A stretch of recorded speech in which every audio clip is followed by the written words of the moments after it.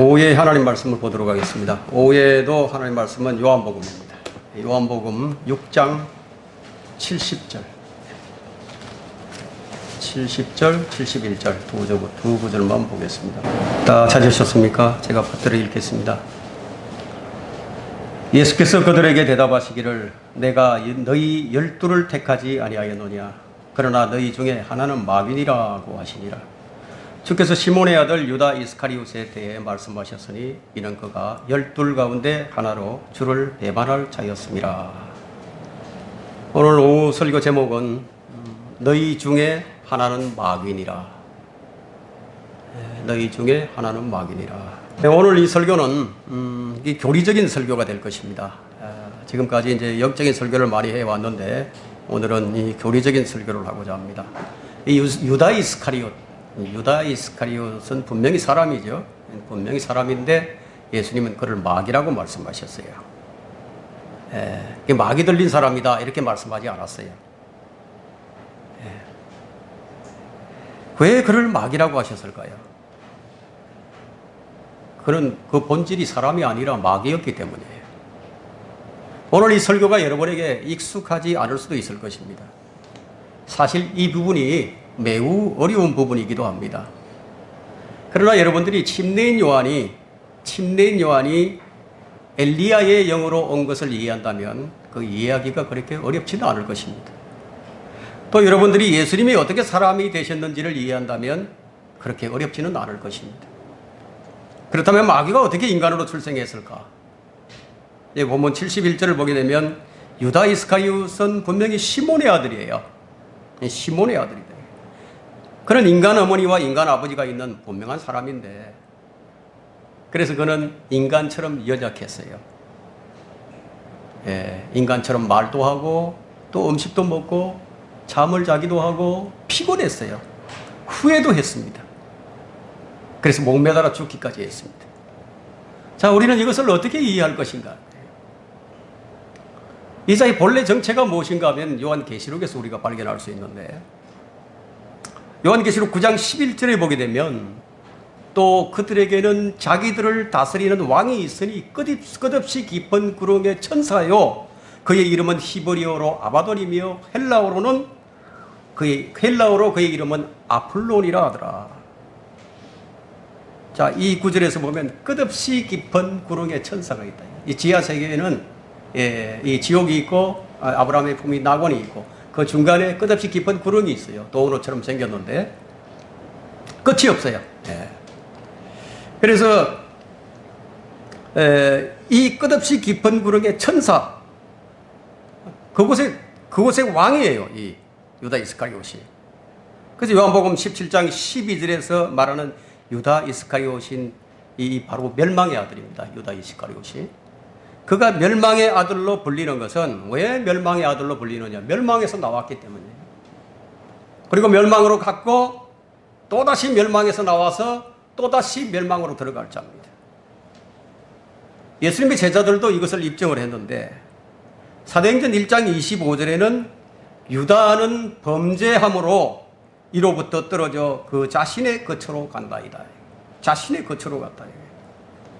이 사람들은 죽으면 그 혼이 지옥을 가든지 낙원을 가든지 하는데 자, 이 자는 자신의 거처로 갔어요. 주의 제자들 가운데 한 명이었던 이 유다 이스카리옷을 두고 한 말입니다. 이 자가 자기 처소로 갔다. 그 나중에 다시 설명하겠지만 그는 인간으로 출생을 했지만 실은 마귀였다 이거예요. 주님께서 그의 정체를 지금 폭로시킨 겁니다. 우리는 지금 이 시대에 정체를 숨기고 사는 사람들이 엄청 많은 척. 버림받은 종인데 자신의 정체를 숨기고 있어요.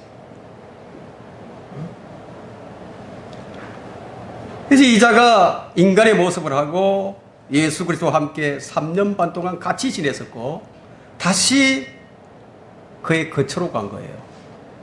왔던 곳으로 간 거예요.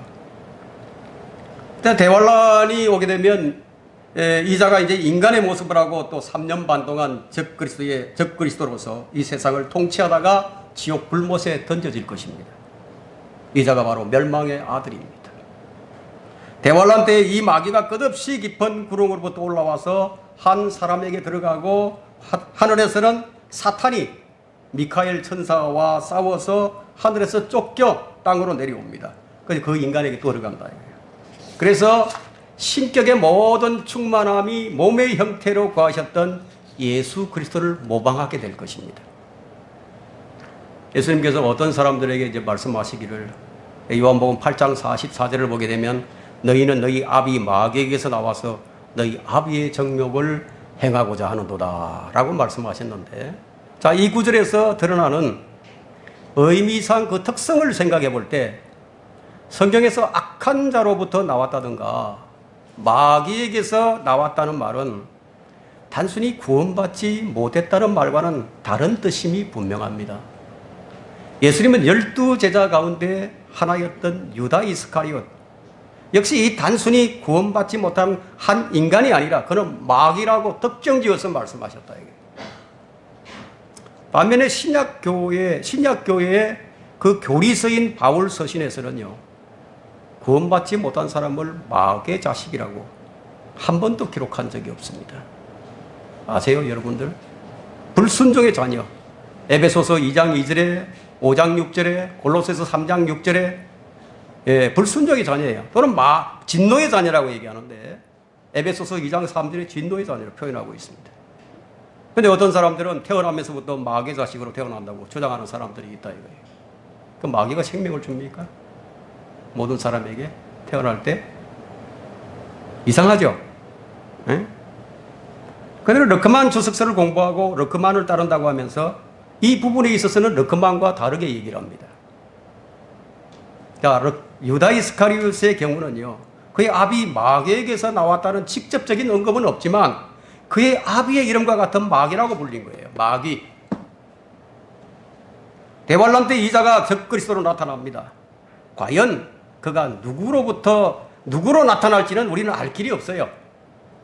정확하게 몰라요. 대부분 생각하기에 아마도 교황의 모습으로 등장할 가능성이 높다, 이렇게 얘기를 하죠.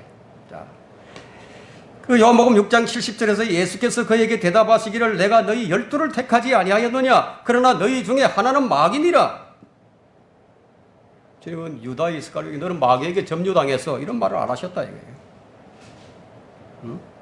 너희 마귀에게 점유당했어, 그런 말을 하시지 않았다 이거예요. 주님은 그를 딱 잘랐어. 넌 마귀야, 이렇게 얘기했다 이거예요. 주님께서는 제자들을 위해서 기도하시기를 요한복음 17장 11절에서요,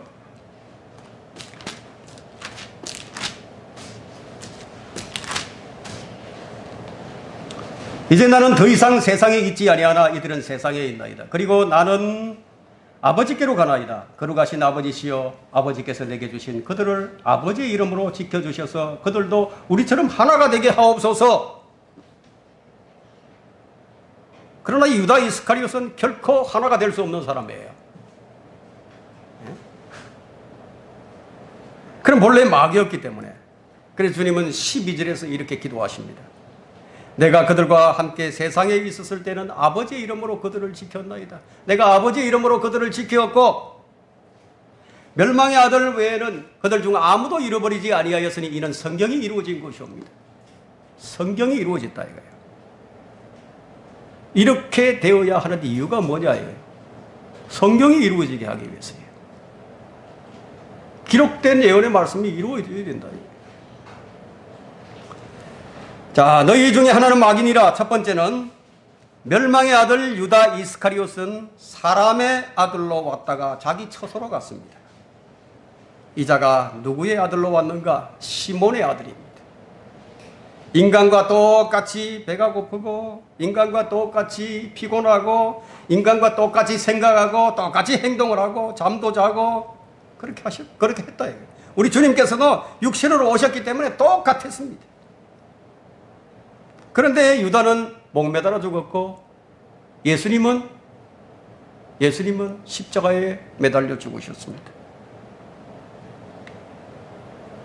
유다는 떨어져서 배가 터져 죽었고 예수님은 옆구리에 창에 찔려서 죽으셨습니다. 그래서 사도행전 1장 17절에 그가 우리와 함께 계수되었으며 함께 셈이 됐다 이거예요. 그가 누구인가? 예수님을 은30에 팔아버린 유다 이스카리옷입니다. 그는 12사도 중에 한 사람이었어요.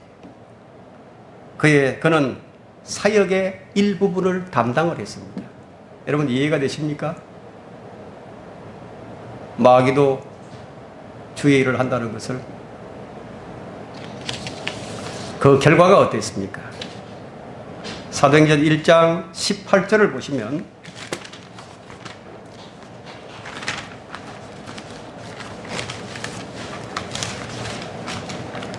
참 이 말씀은 참 어렵죠.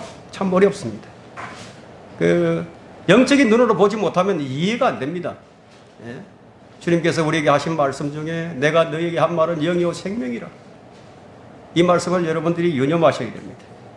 1장 25절에 보면 이 사역과 사도의 직분의 한 부분을 담당케 하소서. 유다는 범죄함으로 이로부터 떨어져 그 자신의 거처로 간다이다.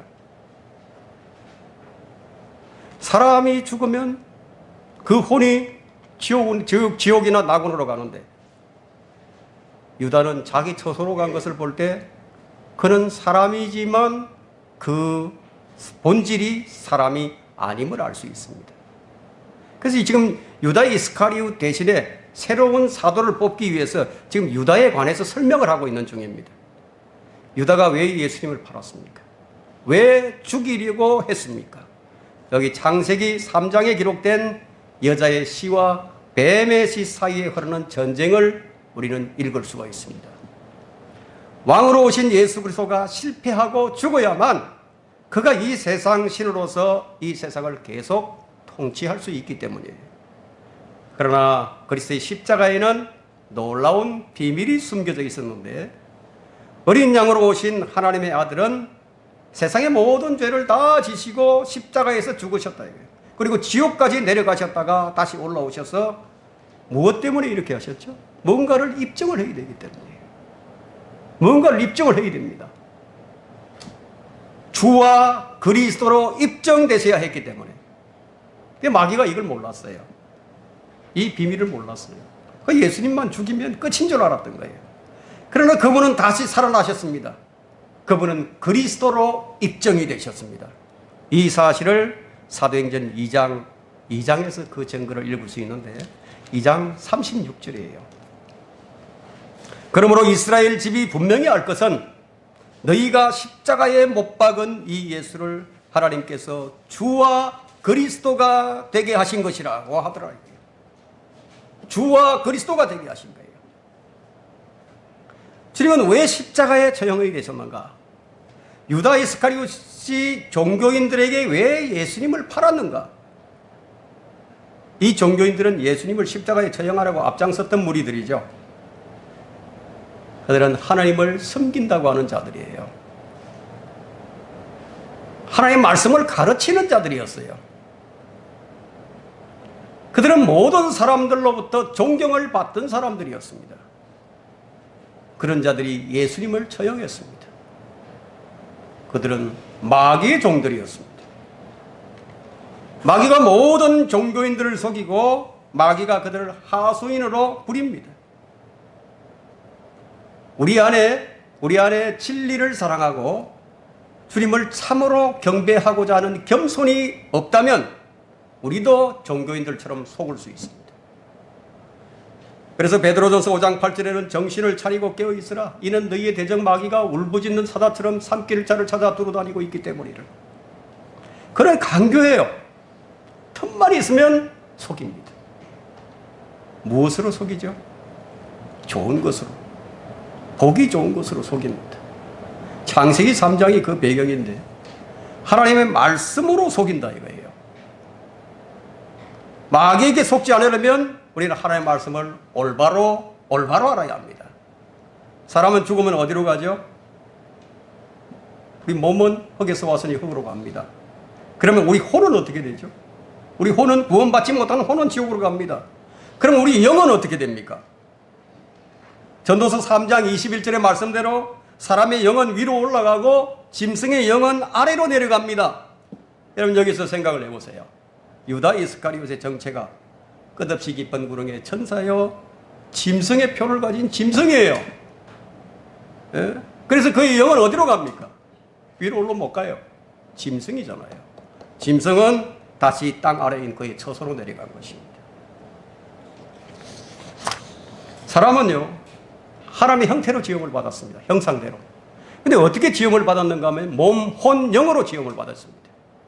말하자면 삼위일체 하나님의 형상대로 지음을 받은 거예요. 근데 사람이 범죄해서 지옥에 갈 수밖에 없는 혼이 되어버렸고 사람의 몸은 썩어질 몸이 되어버렸다 이거예요. 그 사람의 영은 하나님과 소통할 수 없다 이거예요. 이제 죽은 영이 되었다 이거예요. 영적으로요. 죽은 영이 되어버렸다. 그 모든 게 무엇으로 인해서 이렇게 된다면 죄로 인해서 이렇게 되어버렸습니다. 그러나 우리가 주님을 영접하게 되면 어떻게 되는가 하면 이 죽을 몸이 죽지 아니할 몸으로, 이 썩을 몸이 썩지 아니할 몸으로 다시 살아날 것이라는 겁니다. 우리 몸은 주님의 몸과 같이 변화될 것입니다. 그럼 우리 혼은 주님을 영접하는 그 순간에 성령께서 들어오셔서 성령의 칼로 죄의 몸과 분리시켜버렸다.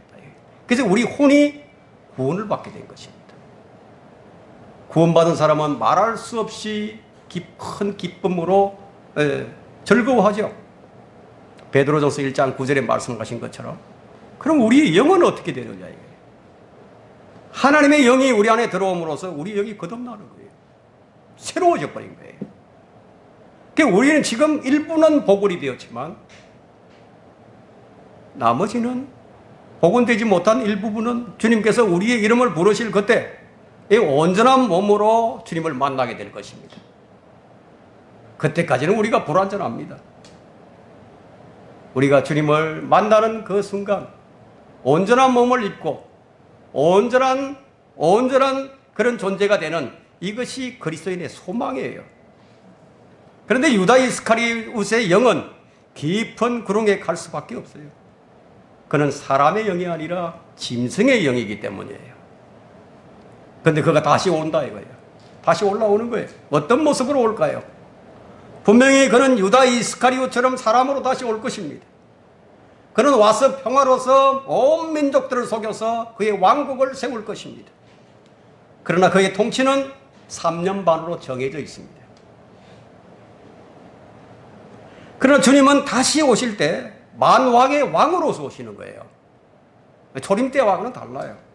모든 권세를 다 가지고 오십니다. 아버지로부터 모든 권세를 다 받아서 오신대요. 그리고 그분은 그분의 왕국을 세우시고 천년을 이 지상에서 통치하게 될 것입니다. 그런데 이 멸망의 아들이 다시 와서 먼저 예수 그리스도의 통치를 흉내낼 것이라는 거예요. 그것이 3년 반 정해져 있는 겁니다. 너희 중에 하나는 마귀니라. 두 번째는 멸망의 아들 유다 이스카리옷은 분명히 다시 사람으로 올 것입니다. 그는 죽어서 자기의 처소로 갔는데 자기 처소로 간 이 마귀가 언제 다시 오는 것인가? 요한계시록 11장 7절을 한번 펼쳐보십시오. 요한계시록 11장 7절에 또 그들이 자기들의 정거를 끝마칠 즈음에 끝없이 깊은 구렁에서 올라오는 짐승이 그들과 전쟁을 하여 그들을 이기고 또 죽이리라. 이브를 속였던 그 뱀이 육화되어서 온 거예요. 육화된다.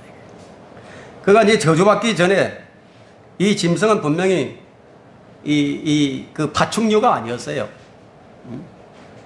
파충류가 아니었어요. 근데 그의 정체는 원래 하나님의 보좌를 덮고 있는 5번째 그룹이었는데, 근데 그의 모습이 변해버린 거예요. 이사야 14장 12절에서 15절에 나와 있는 그의 마음에 딴 생각을 품었을 때, 마음에 교만한 생각을 품었을 때 변질돼 버린 거예요. 그것이 욥기 41장에 나타나는 리비아간인데 큰 용이 되어버린 겁니다. 그러나 그는 사람에게 나타날 때 리비아간의 모습으로 나타나질 않습니다. 용으로서 나타나질 않아요. 자, 그가 이브 앞에서 어떤 모습으로 나타났을까요? 고린도후서 11장을 보게 되면 빛의 천사를 가장합니다. 사탄은 빛의 천사로 가장을 합니다. 그리고 33세 반의 남성으로 이브에게 접근을 했을 것입니다. 훨씬 더 멋진 모습이죠. 아담보다도 훨씬 더 멋진 모습. 그런데 주님은 어떤 모습으로 나타나셨습니까? 주님께서 어떤 모습으로 나타나셨는지를 한번 생각해 보세요. 이것만 잘 알게 되면요, 쉽게 속아 넘어가지 않습니다. 이사야 53장을 보면 주님의 모습은 흠모할 것이 하나도 없는 모습이었어요. 흠모할 것이 없었어요. 만일 지금 이 순간에 그 예수 그리스도와 적 그리스도가 동시에 나타났다. 그래서 사람들이 누구에게 갈 것 같습니까? 예? 흠모할 것이 하나도 없는 모습으로 나타난 분과 화려한 모습으로 나타난 적 그리스도, 누구에게 갈 것 같습니까? 적 그리스도에게 갈 것입니다. 그런 존경받고 흠모할 만한 위대한 모습으로 유대인들로부터 호의를 받을 만한 인물로 나타날 것입니다. 이브가 그의 호의 때문에 넘어간 것과 같이 하나님의 말씀을 적당히 사용할 뿐만 아니라 모든 보이는 것과 모든 지혜로운 것이 다 나타나 보일 것입니다. 거의 모두가 그에게 갈 것이 자명합니다. 지금 이 불법의 신비가 활동하고 있다는 거예요. 이 불법의 신비가. 그럼 불법의 신비가 어떻게 나타날 것 같습니까? 그것을 잘 생각하셔야 됩니다.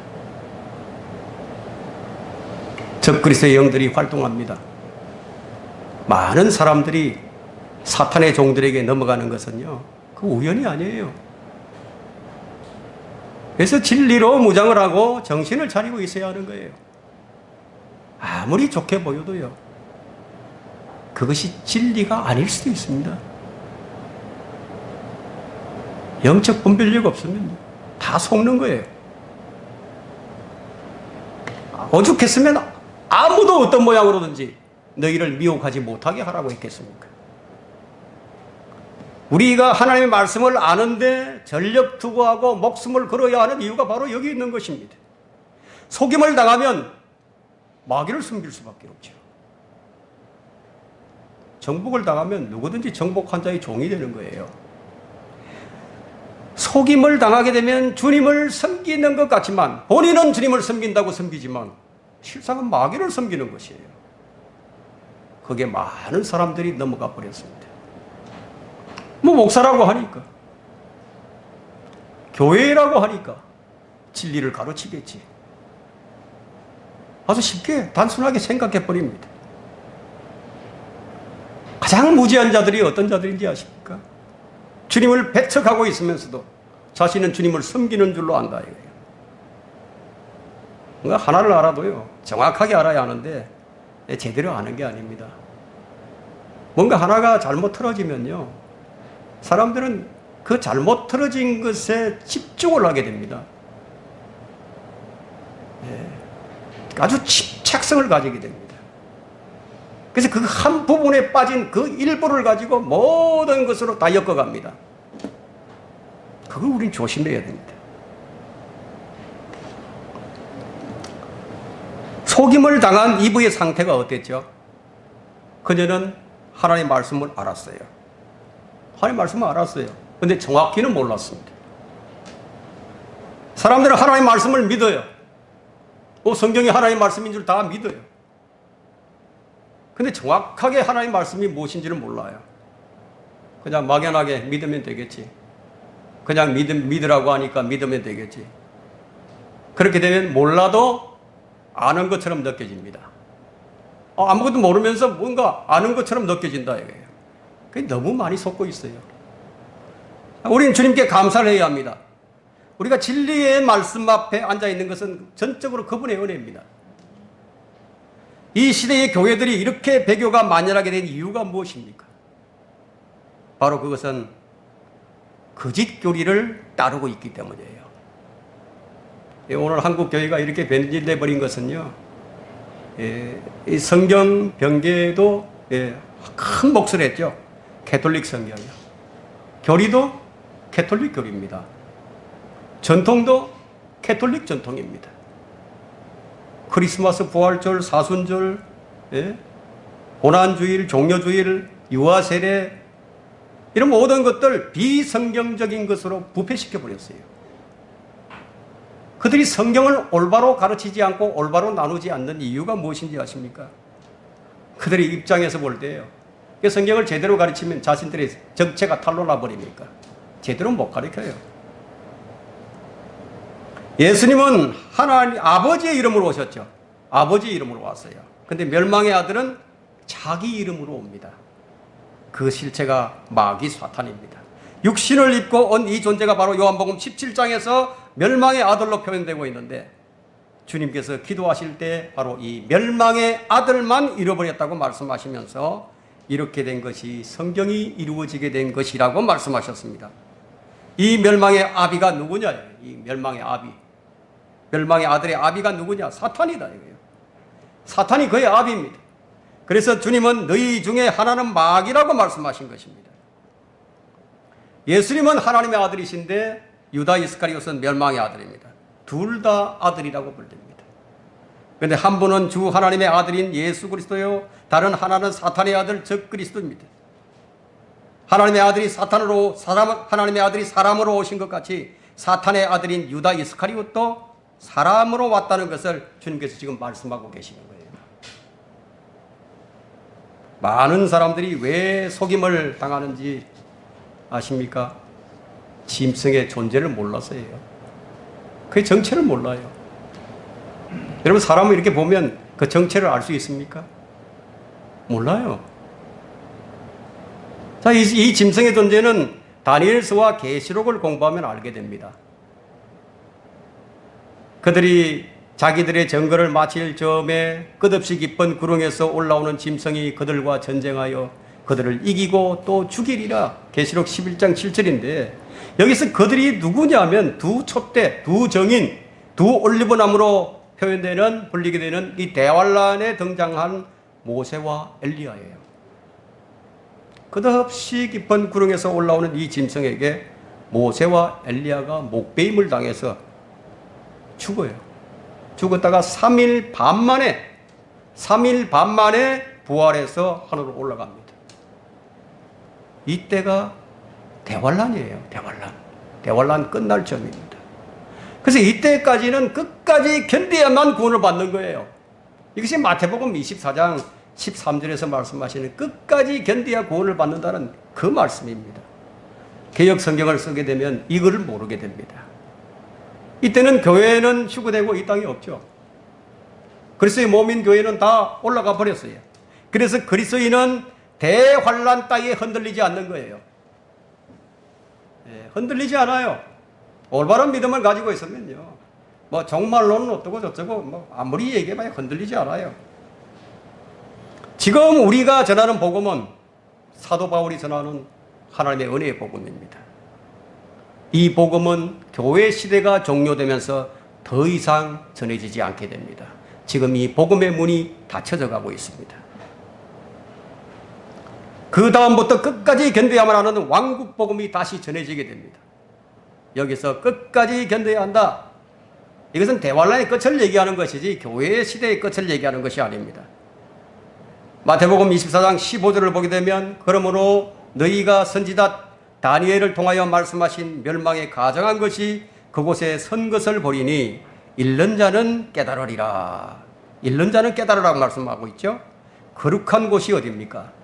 이 지상에서 거룩한 곳, 예루살렘이죠. 그 예루살렘 성전에 이 멸망에 가정한 것이 선 것을 보게 되면, 읽게 되면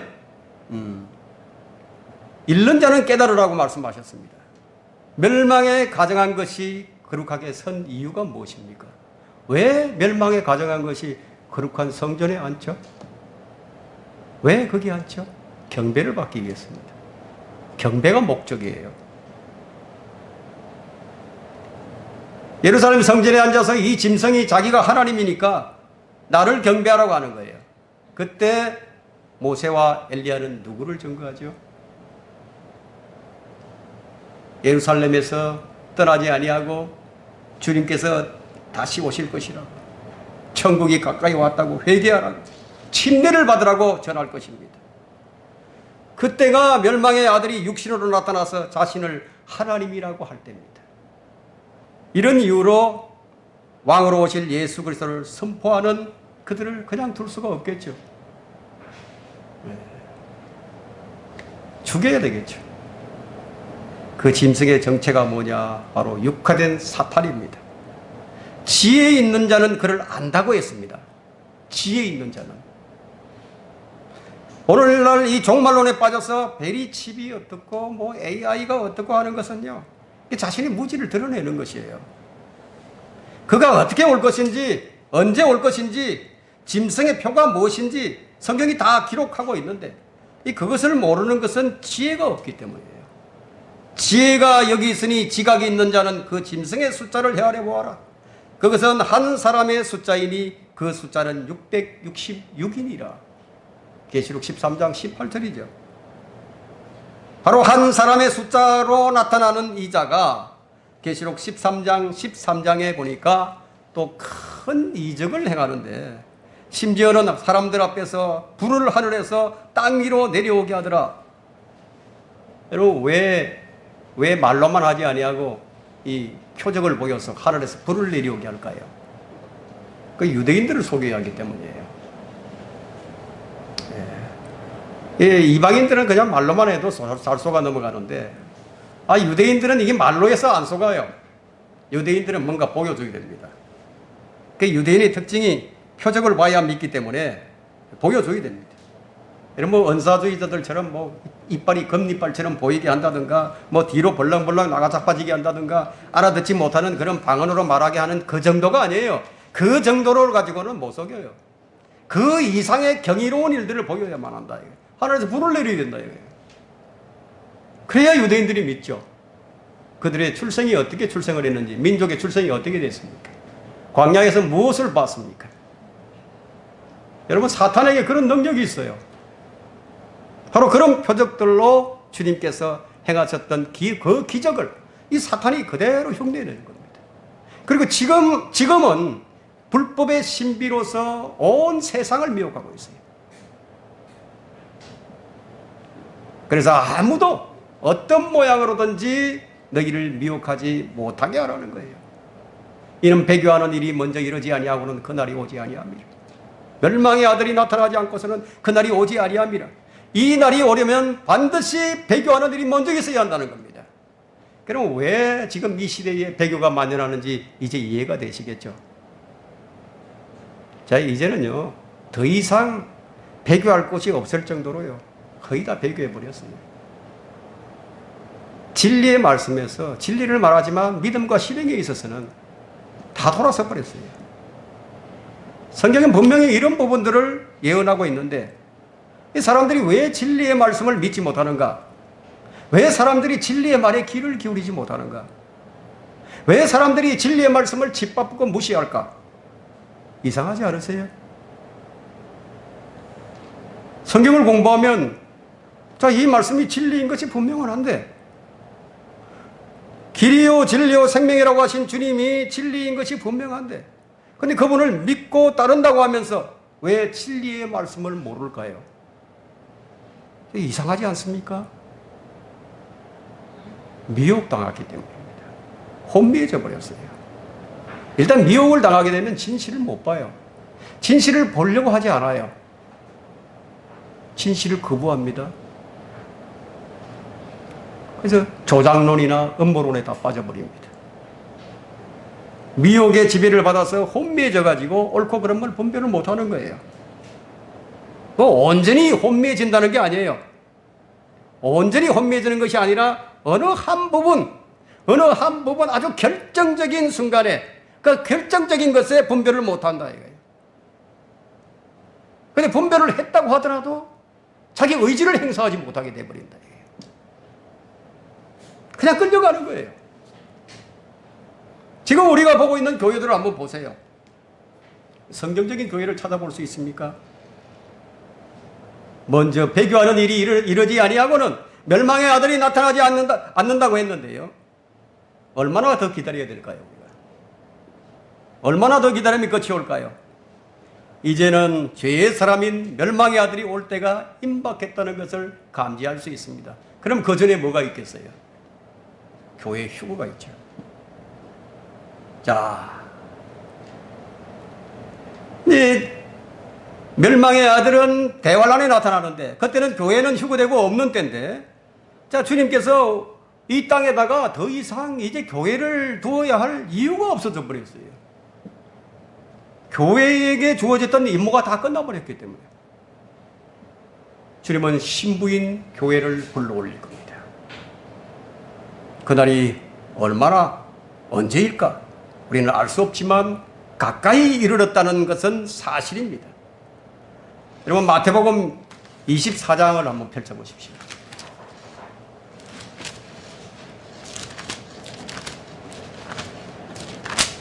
마태복음 24장 40절부터 42절을 봅니다. 그때 두 사람이 밭에 있는데 한 사람은 데려가게 되고 한 사람은 남게 되리라. 두 여인이 맷돌을 갈고 있다가 한 사람은 데려가게 되고 한 사람은 남게 되리라. 그러므로 깨어 있으라. 어떤 시간에 너희 주께서 오실는지 너희가 알지 못하기 때문이라. 이것을 아는 사람이 여러분 현 세상에 소망을 둘 수 있겠습니까? 자, 이것을 이 진리를 아는데 이 현 세상에다가 소망을 가질 수 있겠어요?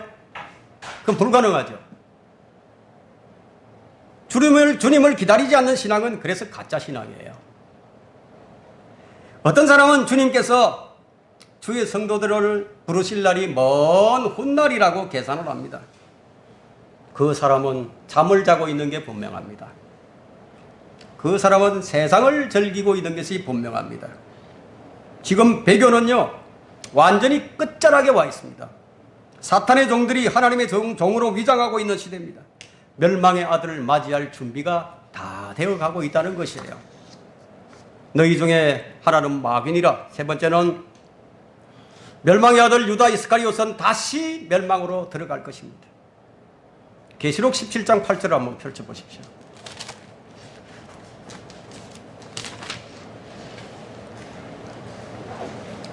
네가 본 그 짐승은 전에는 있었다가 지금은 없고 앞으로 끝없이 깊은 구렁으로부터 나와 멸망으로 들어갈 자라. 그 유다 이스카리옷이 분명하죠. 자기 처소로 갔던. 또 땅 위에 사는 자들 곧 세상에 기초가 놓인 이래로 생명의 책에 그 이름이 기록되지 않는 자들이 전에는 있었다가 지금은 없고 그러나 있는 그 짐승을 보고 놀랄 것이라. 자, 이 짐승은 사도 요한과 예전에 함께 있었어요. 그러나 사도 요한이 이 요한계시록을 기록할 당시에는 그 짐승은 존재하지 않았습니다. 그러나 앞으로 또 다시 있을 것입니다. 과거에 있었고 현재는 없고 앞으로 있는 이 존재는 주님께서 너희 중에 하나는 마귀니라고 지명했던 바로 그 자입니다. 이 마귀가 적그리스도라는 이름을 가지고 하나님의 아들을 흉내낼 것입니다. 그는 슈퍼스타가 될 것입니다. 모든 슈퍼스타는 찬란하게 나타납니다. 사람들의 모든 시선을 다 집중시킬 겁니다. 사람들이 스타를 향해서 열광하고 있는 이유가 우연이 아니에요. 짐승을 환영할, 짐승을 맞이할 그런 예행 연습이라고 봐도 좋습니다. 침례인 요한이 주의 길을 평탄케 했던 것처럼 거짓 목자들은 적그리스도가 오는 길을 평탄케 하고 있는 거예요. 그를 쉽게 받아들이게 하려고 온갖 수단과 방법을 다 동원합니다. 그 부역자들이 누구냐면 종교인들이에요. 연예인들입니다. 정치인들입니다. CEO예요. 인공지능과 바이오 기술, 철학과 과학, 그들에 의해서 적그리스도의 길이 준비되고 있는 것입니다. 여러분, 학교에서 아이들을 가르치는 걸 보세요. 이성이 아닌 동성을 가리킵니다. 성적 타락을 가리켜요.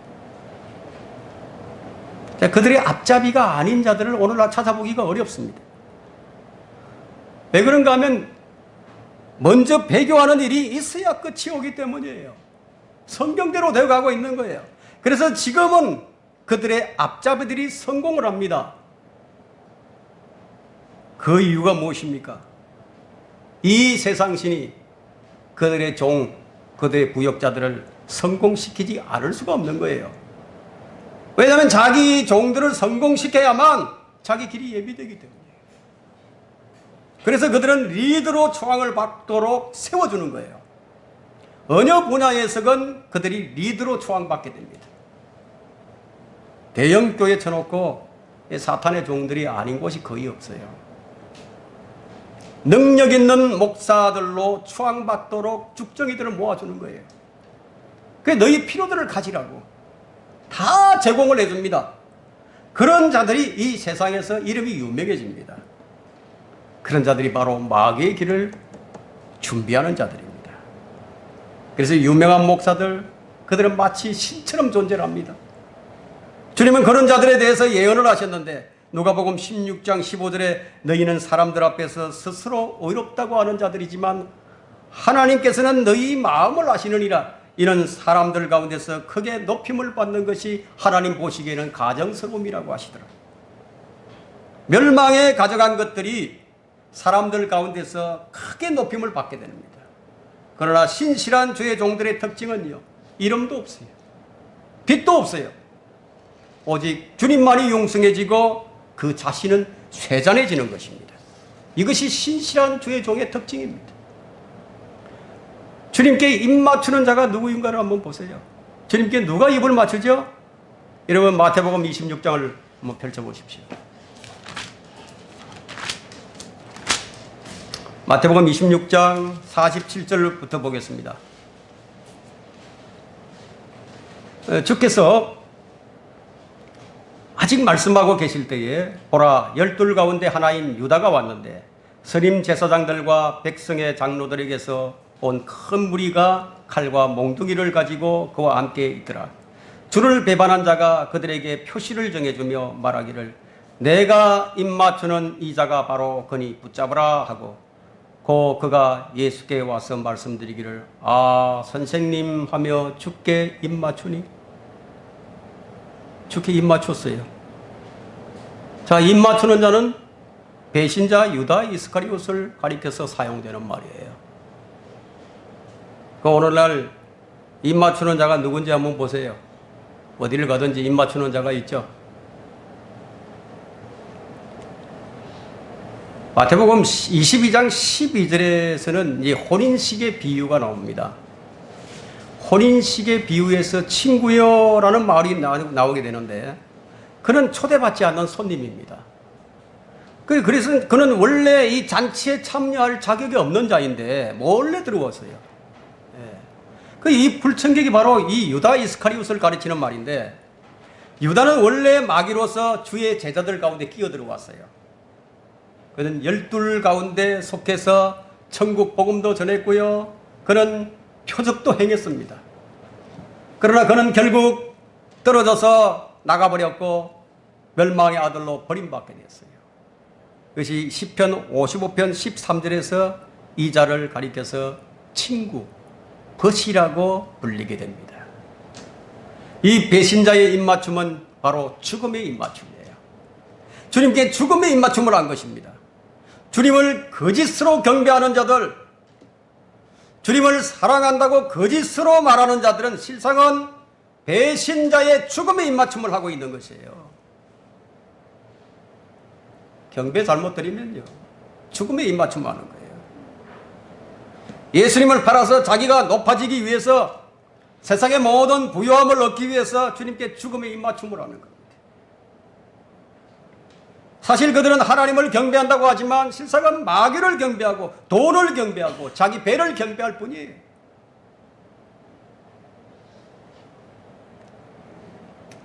디모데전서 3장 16절에는 경건의 신비가 나오죠. 여기는 불법의 신비가 있는 것처럼 경건의 신비, 불법의 신비는 경건의 신비를 흉내내는 거예요. 디모데전서 3장 16절에 경건의 신비는 논쟁의 여지 없이 위대하도다. 하나님께서는 육신으로 나타나셨고 성령으로 의롭게 되셨으며 천사들에게 보이셨고 이방인들에게 전파되셨으며 세상에서 믿음받 되셨고 영광 가운데 들려 올라가셨느니라. 이 경건의 신비를 사탄이 모방하는 것이 바로 불법의 신비예요. 여러분, 마귀는요, 하나님 다음으로 권세를 가지고 있습니다. 강력한 권세를 가지고 있어요. 사람들이 상상할 수 없는 가공한 힘을 가지고 있습니다. 여러분들이 이 말씀을 통해서 놀라운 것을 발견하게 될 것인데, 뱀의 씨인 유다 이스카리옷이 다시 육신을 입고 온다는 거예요. 그가 마귀인데 사탄은요 자기 종을 양산합니다. 그래서 그들로 주의 종으로 가장하게 해서 하는 일이 뭐냐 이게 미혹의 영, 마귀의 영을 성령으로 믿게 합니다. 지금 거의 모든 교회가 미혹의 영에 사로잡혀 있습니다. 이런 현상들은 유튜브를 통해서 만연하고 있죠. 이 종말론을 퍼뜨려서 이 믿는 자들을 흔드는 거예요. 그 대환란을 준비하자고. 대환란을 준비하자. 교회가 대환란을 통과해야 한다고.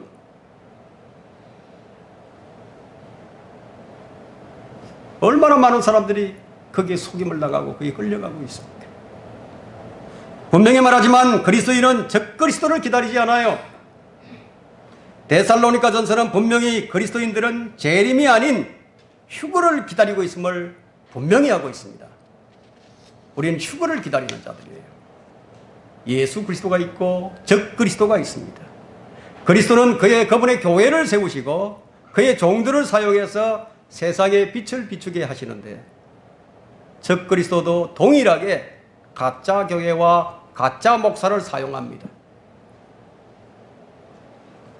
고린도후서 11장 13절에 여러분 잘 아시는 내용이죠. 그러한 자들은 거짓 사도들이요 기만하는 일꾼들이요 자신들을 그리스도의 사도들로 가장하는 자들이라.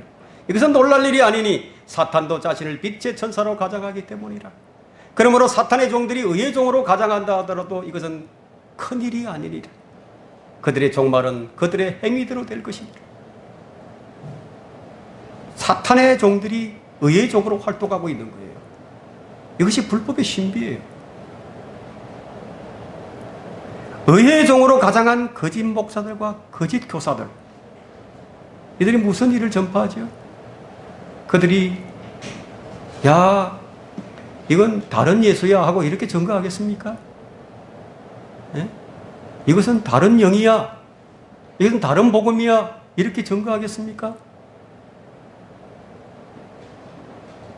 다른 예수를 증거하고 다른 영을 전파하고 다른 복음을 전파하지만 그들은 예수라는 이름으로, 성령이라는 이름으로, 은혜의 복음이라는 이름으로 증거한다 이거예요. 만일 누가 와서 우리가 전파하지 아니하는 또 다른 예수를 전파하거나 너희가 받아들이지 아니하는 또 다른 영을 받거나 너희가 영접하지 아니하는 또 다른 복음을 전파하면 너희가 그들을 잘 용납하는도다. 지금 이것이 주님 예언대로 지금 이루어지고 있는 거예요. 앞으로 또 이루어질 것이에요. 1차적으로는 지금 이 시대에 적용이 되고 대환란 때는 그 절정을 이루게 될 것입니다. 결론적으로 지금 이 시대는 멸망의 아들을 맞이할 준비가 다 되어가고 있습니다. 지금 이 시대에 참으로 거듭난 자들이 있는가 한번 찾아보세요. 참으로 믿는 자들이 있는지 찾아보세요. 나는 길이요 진리요 생명이라고 말씀하신 그분을 온 마음으로 믿고 진리의 영으로 섬기면서 자신의 믿음을 입증할 자들이 있는지를 한번 찾아보세요. 주님께서 기뻐 받으실 참으로 경배하는 자가 있는지 한번 찾아보시라는 겁니다. 보이는 자들이라고는 죽음의 입맞춤을 하는 자들밖에 보이지 않아요. 가정스런 유다의 입맞춤은 오늘날 헛되이 경배하는 가짜 경배자들입니다. 그들이 마귀를 경배하는 자들이에요. 멸망의 아들, 그는 분명히 2000년 전에 죽어서 그의 거처로 갔고 이제 곧 사람으로 다시 와서 그가 하나님이라고 예루살렘 성전에 앉아 경배를 받을 것입니다. 예루살렘 성전이 지어줄 준비는 이미 다 준비되어 있습니다. 순식간에 지을 수 있어요. 그는 종교인인 동시에 그는 왕이에요. 지금 적그리스도의 영을 가진 그의 종들이 뱀이 그의 관계로 이불을 속인 것처럼 지금도 속인다. 그들은 고린도후서 11장에 있는 말씀대로 사탄의 종들이 의의 종으로 가장하여 높임을 받기 위해서 모든 수단과 방법을 다 동원합니다. 그것을 위해서 전력 투구를 합니다. 무엇을 위해서? 경배를 받기 위해서예요. 높임을 받기 위해서예요. 그러나 우리의 경배 대상은 오직 하나님 한 분뿐이십니다. 그분을 경배하려면 우리는 영과 진리로 경배를 해야 하고 주의 영으로 거듭나야 합니다. 그리고 정신을 차리고 깨어서 그들의 정체를 분별하고 참된 경배자로서의 섬김이 있어야 합니다. 거듭나지 아니한 사람, 구원받는 것이 무엇인지 모르는 사람, 그런 사람들은 멸망의 아들을 경배하고 있는 것입니다. 지금 멸망의 아들의 길이 준비되고 있다는 것은 그만큼 주의 다시 오심이 가까웠다는 것을 말해줍니다. 그들은 멸망의 아들을 준비를 하고 있지만 우리는 우리의 구주, 우리의 신랑 되신 예수 그리스도 그분을 맞이할 준비를 하고 있습니다. 여러분은 이 준비를 갖추고 있습니까? 지금 이 준비를 하고 있습니까? 이 부분에 있어서 여러분은 열심을 내어야 할 것입니다.